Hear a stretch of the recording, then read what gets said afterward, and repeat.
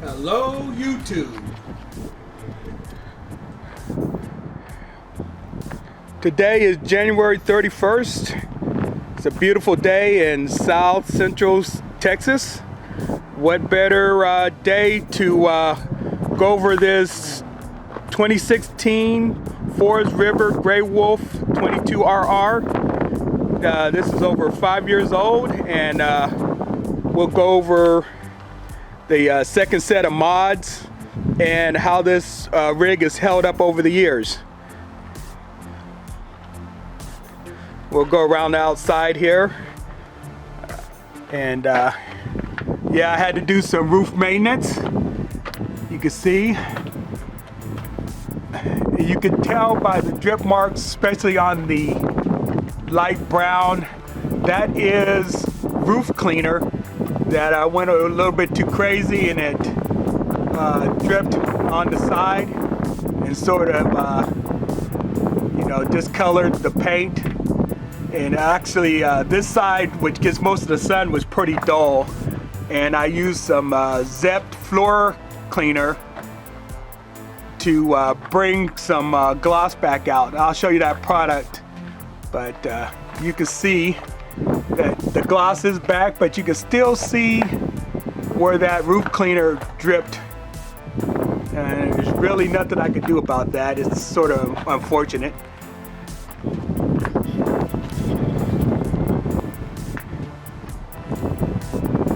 Here's some sloppy decor work on the back cap piece.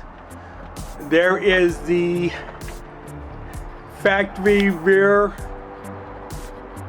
camera. I never use that.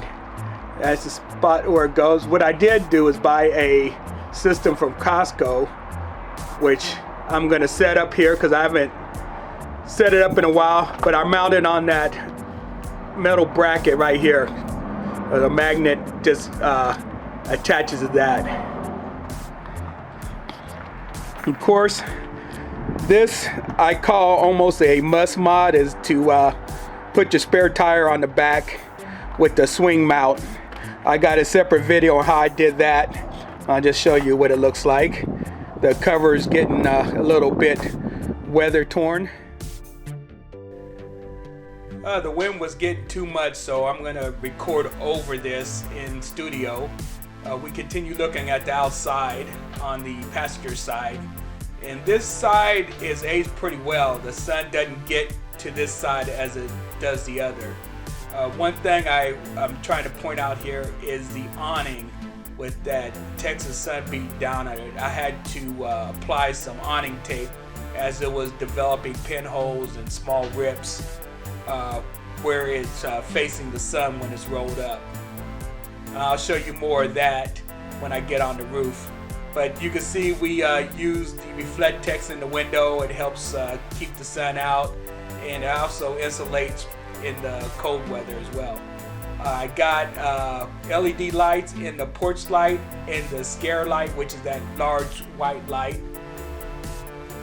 Another thing we had to replace under warranty is the tongue jack. I mentioned that in the first video, is the replacement of the tongue jack.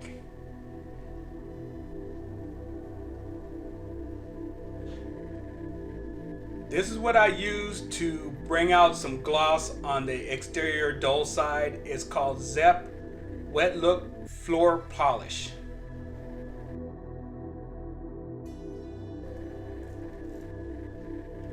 I call this modification a closet. This is a PVC pipe and a couple of brackets mounted to the rear wall in the cargo area. And there's a couple of hooks as well. This is a backsplash that is behind the oven. This is also a piece that I bought from Home Depot that is just glued on.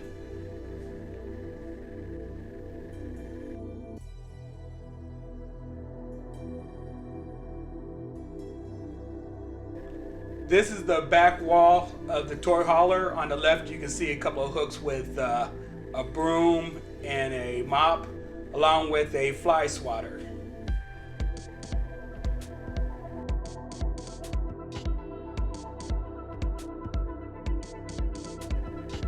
In this picture, you can see where the wallpaper is sort of coming away from the intersection of the roof and the back wall. This is the cargo net area, and you can see I got a command sticky thing with a metal hook that comes down so I can attach the netting to that and keep everything inside while we're traveling, and it works pretty good.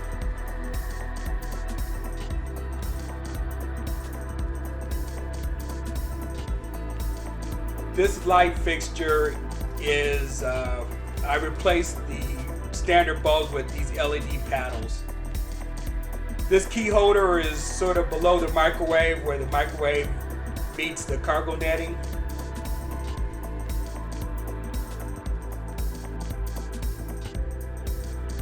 Okay, this piece of wood takes the place of the table that comes with the toy hauler.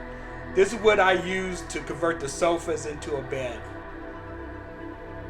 And you can see the rails there on the couch with the Velcro, and the piece of wood has got Velcro on it as well, so when you lay it down it won't slide around. This is the piece of wood in place with the cushion still configured as a couch. And in a few seconds I will be removing those cushions and placing it as if it's a bed. There it is.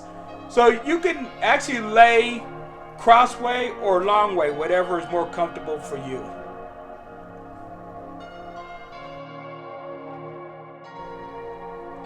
This LED light switch is in the door of the pantry. The pantry has no lighting, so I stuck this on the door in case I needed extra lighting for the pantry.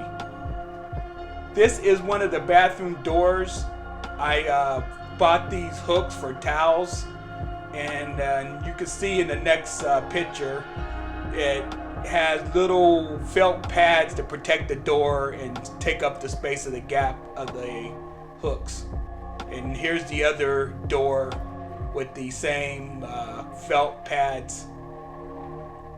There's another square felt pad that I use as a door striker stop to protect the door against slamming against that vanity.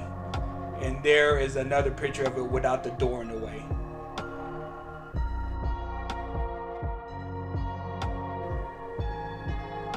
Believe it or not, I'm going to call this an almost must modification, is to replace your regular shower head with this oxygenic shower head. Not only does it save your water, but the pressure is greater as well.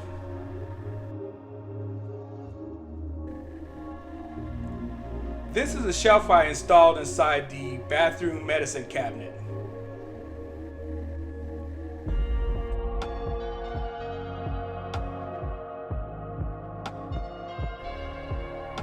Moving into the bedroom area, this is a TV mount with the standard RV mounting brackets and a short mini arm. These are hydraulic arms that are holding the bedroom storage cabinets in the rear. I understand the newer models have doors that swing open and don't need these hydraulic rods, but this year they didn't do that, and so I purchased these hydraulic arms to keep the doors up.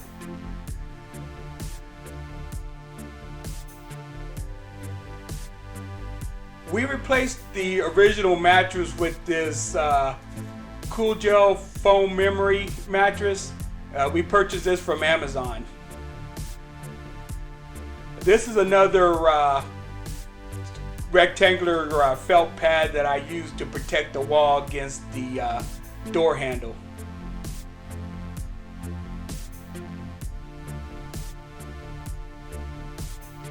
This is a indoor-outdoor thermometer I bought at Walmart.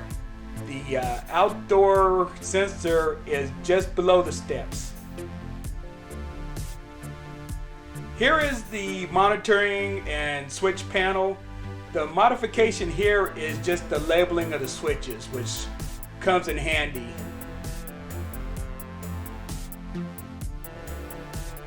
The white arrow is pointing to a 12-volt outlet I installed to support my Sirius XM radio.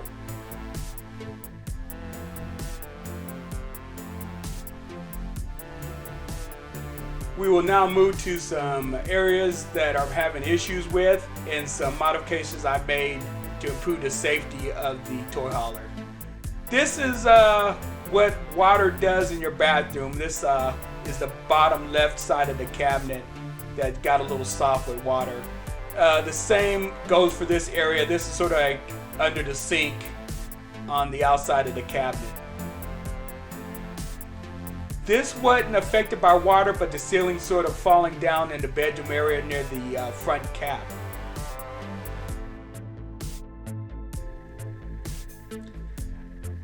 About a year ago, this hinge sort of gave out on us.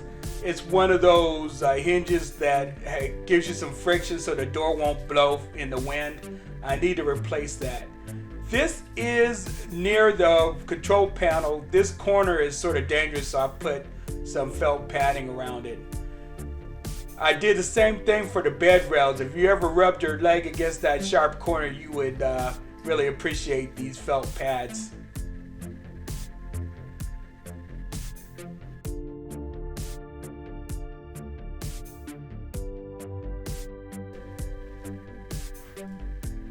We are now moving on to the outside of the toy hauler. This is an issue I had with the brakes, where actually the two wires that go to this side drum actually pulled out of the three-way connector. Their arrow is pointing at the loose wires, and this caused my brakes not to function. The only reason I found this issue out was I was testing the breakaway switch, which you see here. I was testing it and I pulled the pin and nothing happened. This is just a cover to keep bugs from going into your furnace. I actually installed an extra sewer hose holder. It came with one, and I installed the other, which is a bit longer than the original one.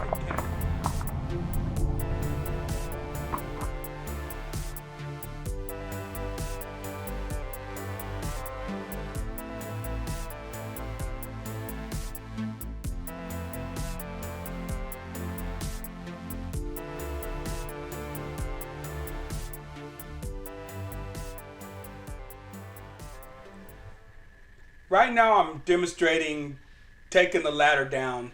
I'm actually fumbling with the first rung.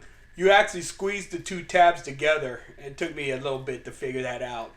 But once you do that, the ladder collapses on its own, and I will show you a close-up view of how that happens. It's pretty ingenious. I just bought this ladder about 2 months ago, and it's really going to be a good tool moving forward.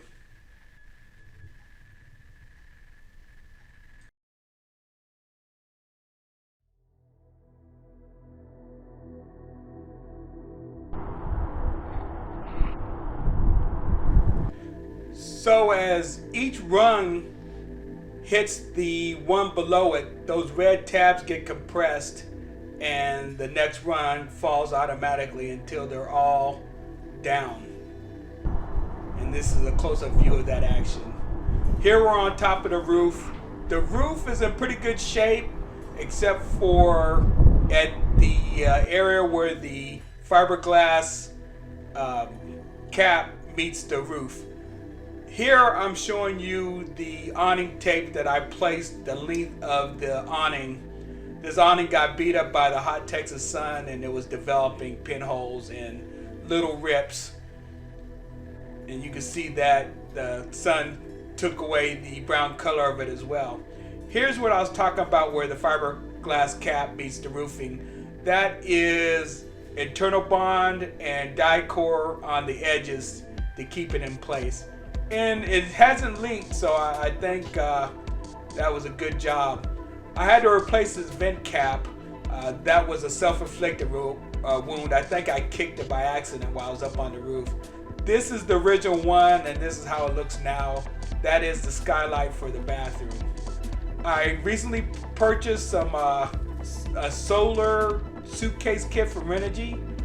That's the case it comes in, and here's what it looks like set up. That's the two solar panels. It's 100 watts, 50 watts each.